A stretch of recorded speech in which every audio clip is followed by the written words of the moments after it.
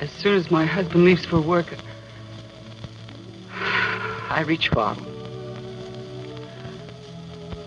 I want to stop drinking, but I know now I can't do it by myself.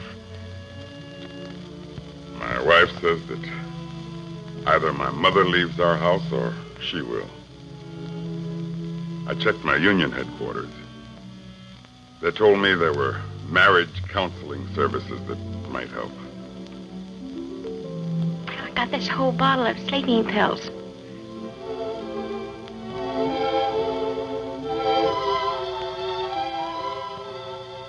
Well, if you don't help me, I'm going to take them tonight. My wife and I, we aren't exactly spring chickens, but isn't there some place we could adopt a child?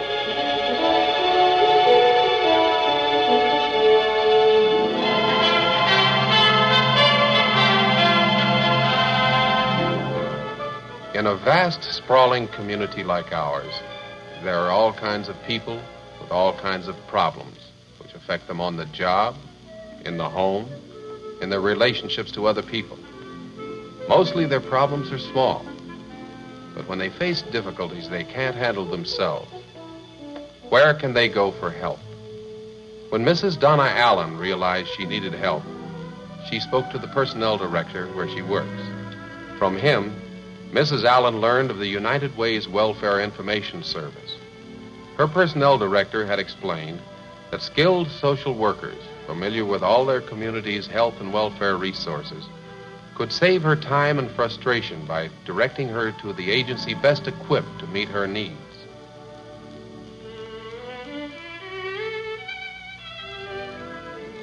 He said this United Way service was the right place to take her troubles.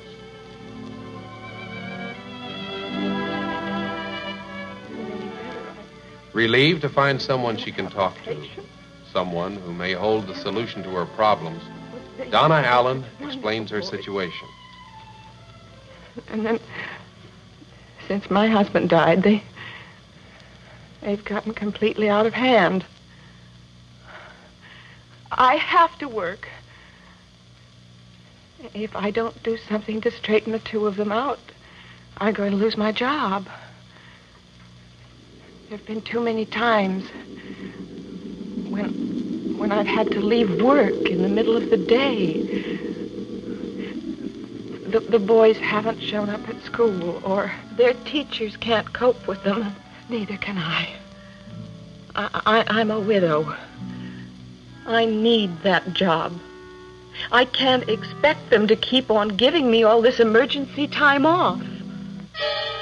Even at night, when I come home, it's always something.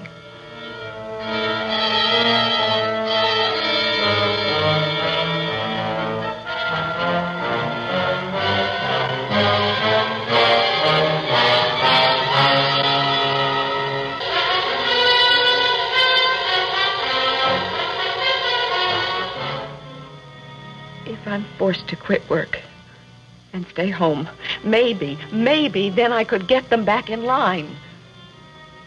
But I'd have to go on relief. There has to be some other way. There just has to be.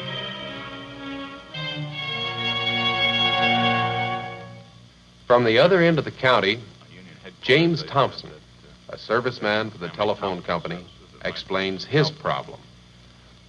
My mother's always been so independent and self-reliant. She's lived by herself in the same little apartment for almost 20 years. She loved it. All her friends are there. Her church is just down the block. But since she found out she had diabetes, she's become so panic-stricken, she thinks she can't take care of herself.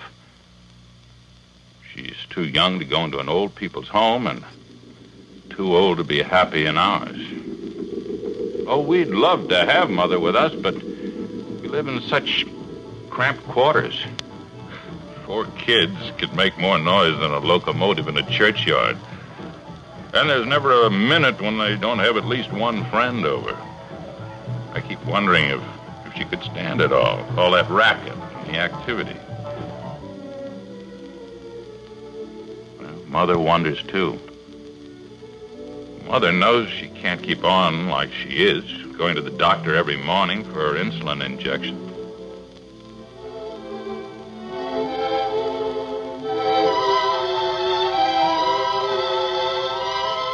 My wife and I live too far away to come to her place every morning to give this daily shot she needs. And well, she won't impose on her friends, so what's she going to do?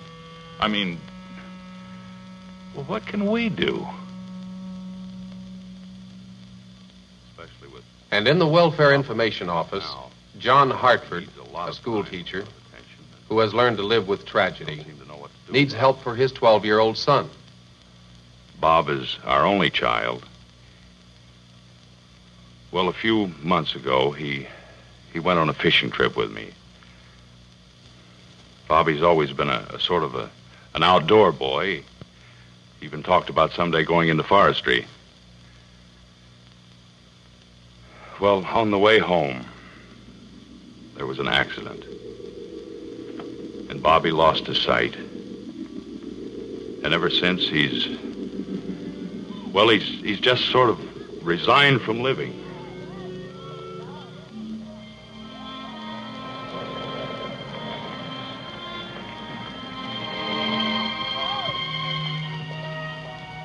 Breaks your heart to see a boy who's always been in the middle of everything. The leader, now just standing on the sideline.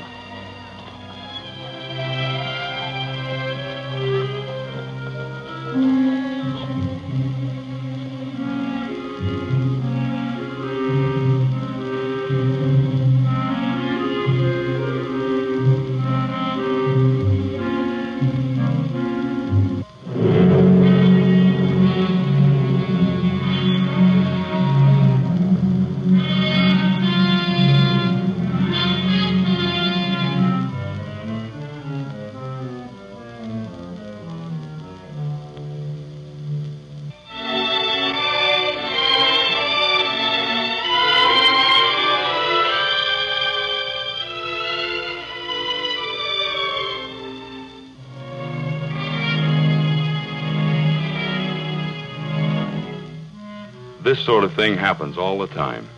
We've tried everything we can think of to make him feel wanted and useful, and nothing's worked. But there must be some way to help him. A little later, another troubled client comes to Welfare Information. A baffled young mother showing the strain she's under.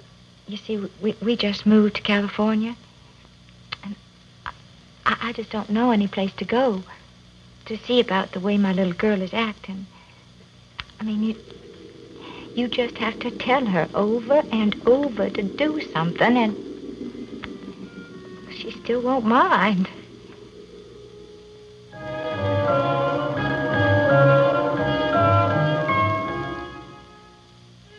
Well, spanking doesn't make her act any better. It's just making her scared of her father. And it's causing trouble between him and me.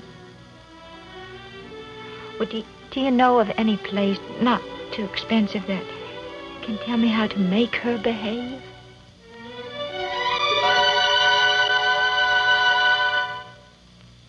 Social workers behind these doors hear many thousands of pleas for help every year.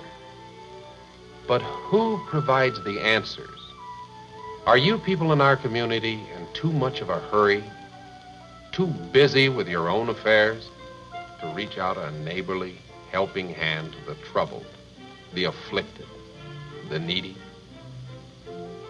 Well, though you've probably never met her, you weren't indifferent to Donna Allen's problems. Thanks to you, she's been able to keep her job with her mind at ease, because she knows her sons are well cared for at McKinley Home for Boys, a place you help support with your United Way gift. It's wonderful to see my boys slugging a baseball instead of each other. At McKinley, there's always someone to keep a friendly eye on them and steer them back on course if they start to zigzag. Well, they're around men that they can look up to, like they did their dad. Men who not only tell them why they should fly right, but who show them how.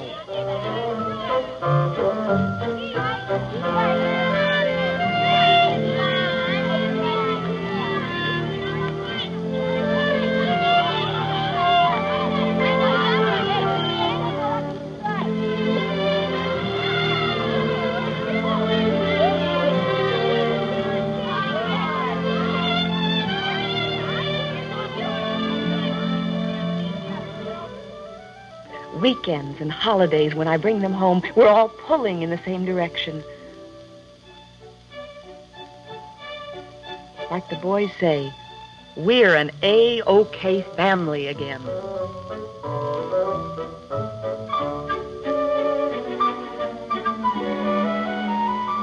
Because you cared, there was a solution for elderly Mrs. Thompson's dilemma. There sure was. A visiting nurse. One day when I had a late shift, I got to meet her. She called on Mother every morning, but she gave Mother a lot more than daily insulin shots. She gave her back her old spunk and self-confidence. Well, right off, she started calming Mother's fears. Assured her she didn't have to be an invalid, but could lead a normal life if she followed her doctor's instructions. And it wasn't long before she had taught Mother how to prepare things for her injections. But she still hadn't been able to persuade Mother to give herself her own shot. Mother knew she'd always be dependent on others unless she learned to do this herself. But she insisted she just couldn't. The nurse was patient, but firm. She knew this would be a big step toward the independence Mother wanted so desperately. Within a week, Mother was to tell her visiting nurse she didn't have to come by anymore. She was sure she could manage by herself.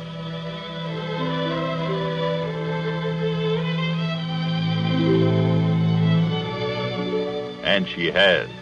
Just fine.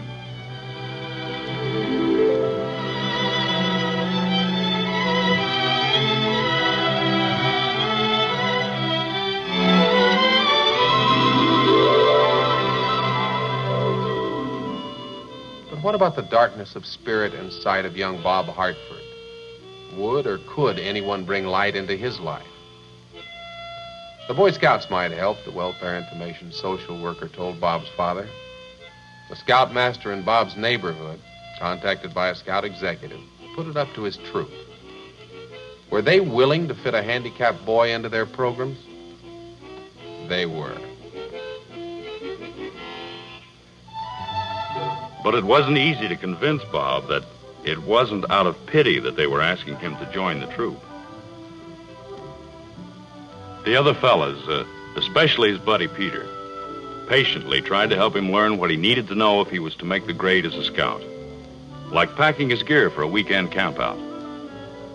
Treat him like any other boy, said the scoutmaster. And the boys did. If Bob used his handicap as an excuse for flubbing a project, well, they laid it on the line. So Bob was blind. So what? They expected Bob to do his part, no matter what the job, no matter how long it took.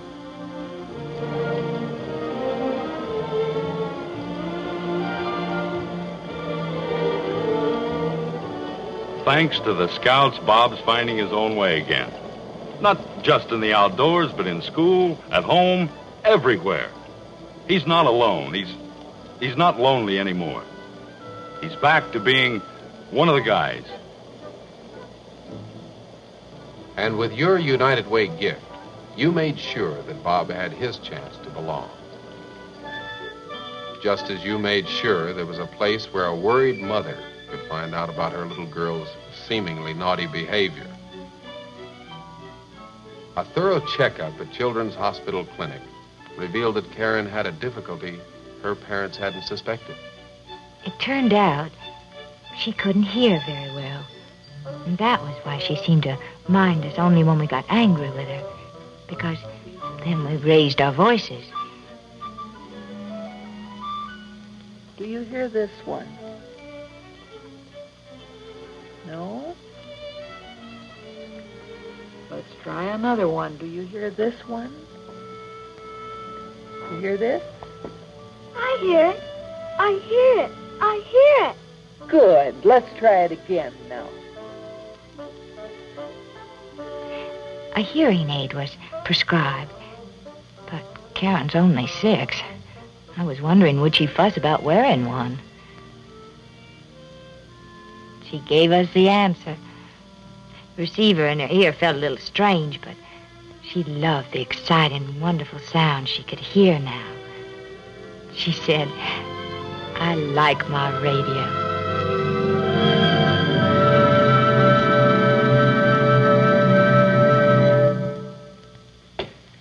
Hi, I'm Jim Garner.